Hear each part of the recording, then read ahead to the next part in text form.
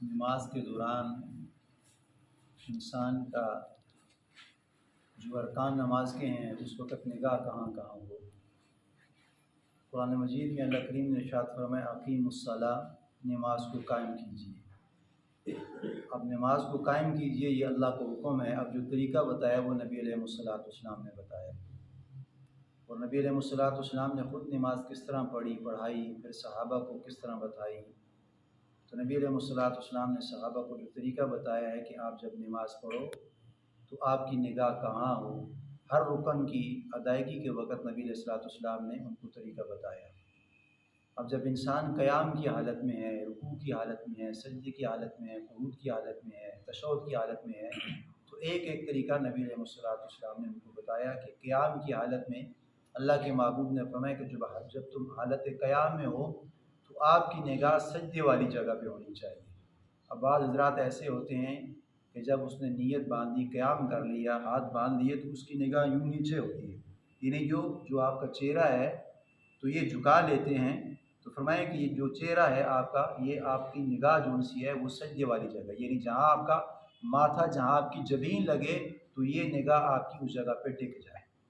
یہ قیام کی حالت میں ہے۔ اس کے بعد جو حالت آ جاتی ہے وہ رکوع والی ہے، اس لیے کہ قیام کے بعد چونکہ رکوع کرنا ہوتا ہے۔ اب رکوع کی حالت میں نبی علیہ السلام کا جو سنت طریقہ ہے، جو اللہ کے نبی نے بتایا ہے اور صحابہ کو بھی بتایا اور کر کے بھی دکھایا ہے، وہ اللہ کے محبوب نے فرمایا کہ جب آپ حالت رکوع میں ہو تو آپ کی نگاہ آپ کے پاؤں پہ ہونی چاہیے۔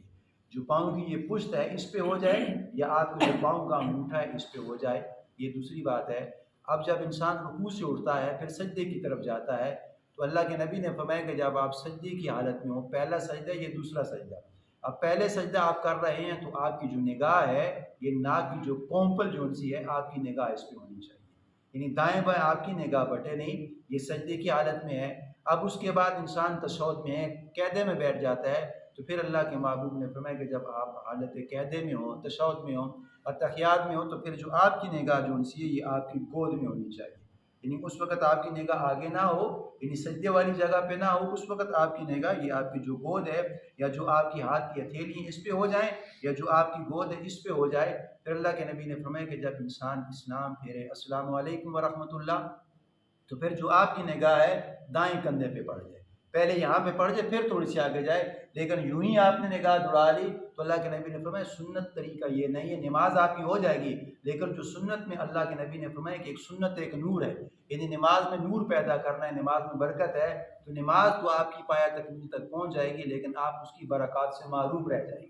آپ اس کے نور سے بے نور ہو جائیں گے۔ تو اللہ کے نبی نے فرمایا کہ جتنی بھی تفصیلیں ہیں، یعنی قیام کی حالت میں آپ کی نگاہ سجدے کی جگہ میں ہو، یعنی اور پھر آپ رکوع کی حالت میں آپ کے جو پاؤں والی جگہ ہے یا انگوٹھے والی جگہ وہاں پہ ہو، اور سجدے کی حالت میں آپ کی ناک کی کونپل پہ ہونی چاہیے، پھر قعدے کی حالت میں آپ کی جو نگاہ آپ کی گود پہ ہونی چاہیے، اور پھر سلام پھیرتے وقت آپ کی نگاہ کندھے پہ ہونی چاہیے۔ اب اس وقت جب انسان اس طرح نماز پڑھے گا تو صحابہ نے فرمایا، فقہاء کرام فرماتے ہیں کہ جو اس کی باہر والی زندگی ہے، یہ نماز کے باہر والی جو زندگی ہے، پھر اللہ تعالیٰ اس کو عریانی سے بچائیں گے، پھر اللہ تعالیٰ اس کو بے نگاہی سے بچائیں گے، پھر بدنگاہی سے انسان محفوظ ہو جائے گا۔ اس لیے کہ جب اس طریقے سے انسان نماز پڑھے گا، نفل پڑھے گا، سنت پڑھے گا، تہجد پڑھے گا، نگاہ کہاں رکھنی ہے، کہاں چھوڑنی ہے، کہاں ٹھکانی ہے، پھر جب باہر والی زندگی ہوگی تو یہ جب نگاہ اس کی